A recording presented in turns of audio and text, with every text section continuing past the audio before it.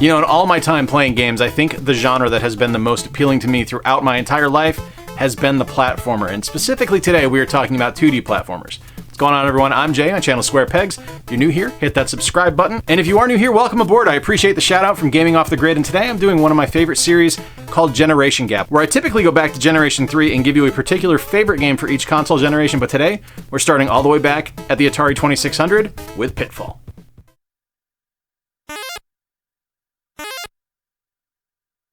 Taking it all the way back now to 1982 on the Atari 2600 is one of the most landmark platformers ever released in Pitfall.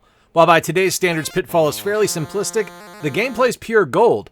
As Pitfall Harry, you move screen to screen, avoiding obstacles like rolling logs, scorpions, cobras, pits, crocodiles, and campfires, all while on the hunt for 32 treasures that are scattered throughout the game.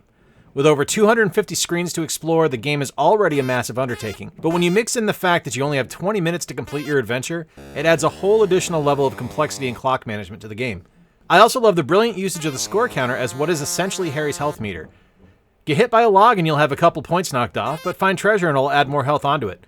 While platforming as a genre really kicked off with 1979's Space Panic, games like Pitfall were integral to getting the idea of moving screen to screen and completing goals into the ideas of consumers, which led to releases like Super Mario Bros., Alex Kidd, and our next game from Generation 3, Mega Man 2.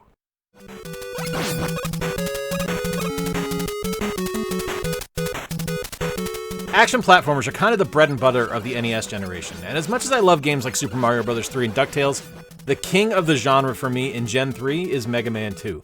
I vividly remember renting Mega Man 2 for the first time from Village Video in Westport, Massachusetts, and just being absolutely enthralled with everything about the game the second I started playing it. I loved the Blue Bomber as a protagonist. I loved the enemy designs and their variety. I loved the music. I loved how big some of the sprites were. I loved the Robot Masters, and I loved the level designs. Nothing for me misses in Mega Man 2, and for my money, it's the best in the Mega Man series. It's a game I go back to almost every year, and I never regret choosing to play it because it's just that good. With memorable weapons, a killer soundtrack, and an excellent final stage as you run through Dr. Wily's castle, it's a near-perfect gaming experience. Almost like our next entry on this list for Generation 4, Super Mario World.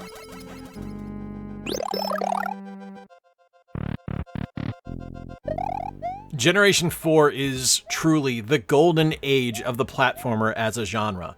With so many options to choose from, Bonk's Adventure on the TurboGrafx 16, the Sonic the Hedgehog series on the Genesis, Donkey Kong Country on the Super NES, the Genesis Mickey Mouse games, licensed games like Aladdin, we were spoiled for excellent, incredible platformers in the 16-bit generation. There was no shortage.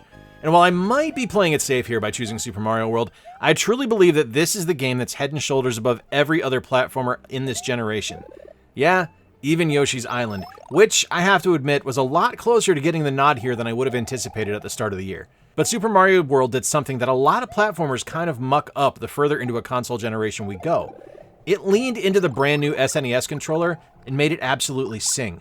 Every button had a purpose, every functionality in the game a necessity for exploration and enjoyment, and every possible permutation of what you could possibly need to do with a controller was laid out with care, all while wrapping that into a gorgeous package with Mario exploring Dinosaur Land, collecting magic capes to fly, and hanging out with his buddy Yoshi on a quest to save all the eggs and free Princess Toadstool. It's brilliantly efficient in its execution and still holds up to this day as one of the single greatest video games ever released. My choice for Generation 5 might not be as much of a household name as Mario is, but I think a lot of people will remember the pink-haired caveman from the PS1, known as Tomba.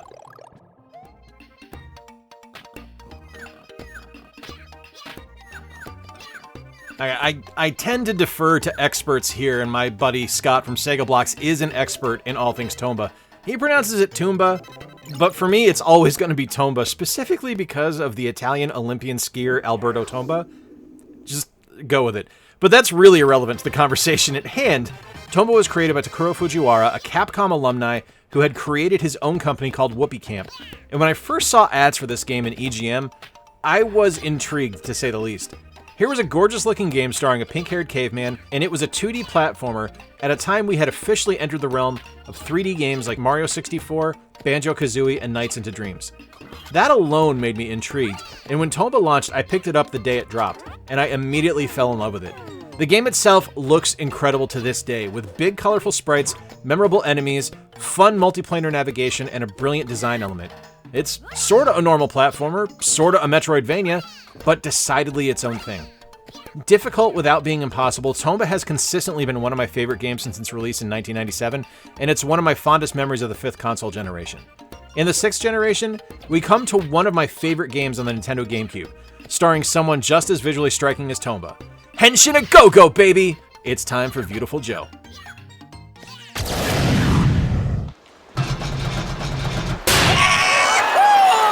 The rare 2D platformer that's decidedly in 3 dimensions and features primarily beat-em-up action interspersed with clever platforming navigation, Beautiful Joe is an IP that has been largely forgotten by Capcom outside of a few rare appearances in crossover games and fighting games.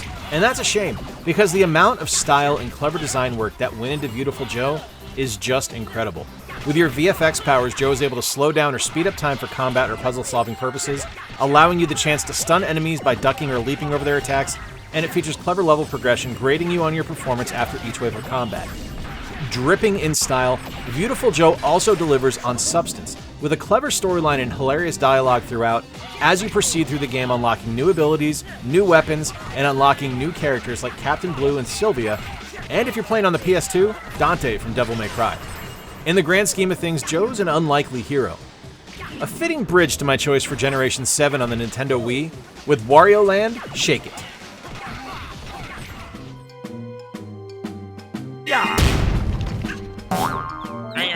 I think we all know Wario's shtick by now, right? Greed is good, secure the bag, eat some garlic, and get paid. And while things could have gone decidedly off the rails with this release on the Wii, developers Goodfeel instead knocked it out of the park. The motion controls inherent in every single Wii game aren't intrusive or poorly implemented. Instead, they're smartly designed and fun to play with. The sound of the game is magnificent, allowing for an amazing soundtrack, coupled with the signature grunts and yells of Charles Martinet as Wario. But the best feature of the game outside of the spectacular gameplay is the look. A stunning hand-drawn title with fluid animations, gorgeous world design, and wonderful enemies make for one of the most memorable experiences on the Wii. I've featured this game on the channel in the past, and I stand by my inclusion of it here as one of the best platformers of the 7th generation. And while Wario and Beautiful Joe are unlikely heroes, the next protagonist on our list is as chivalrous as it comes. We're talking Shovel Knight.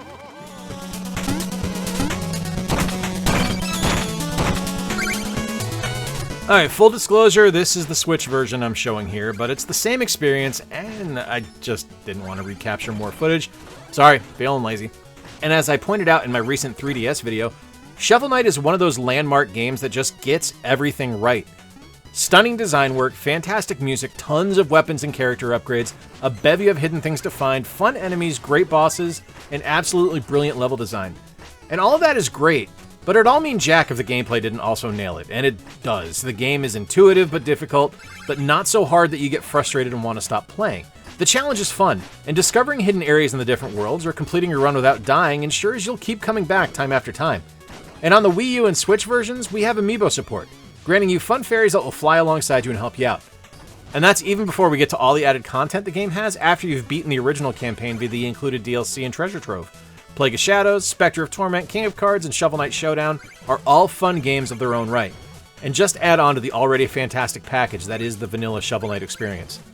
But the best part of Shovel Knight Treasure Trove is that it showed platformers don't have to be designed by just AAA studios.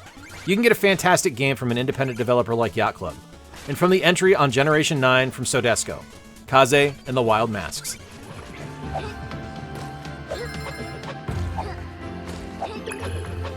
A beautiful throwback to the 90s, Kaze and the Wild Masks is one part Super Mario 3 with all of its amazing power-ups, and one part Sonic the Hedgehog with its movement and bonus levels.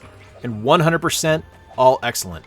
I did a video a few months ago where I talked about the best 2D platformers on the Switch, and at the time I hadn't played Kaze yet.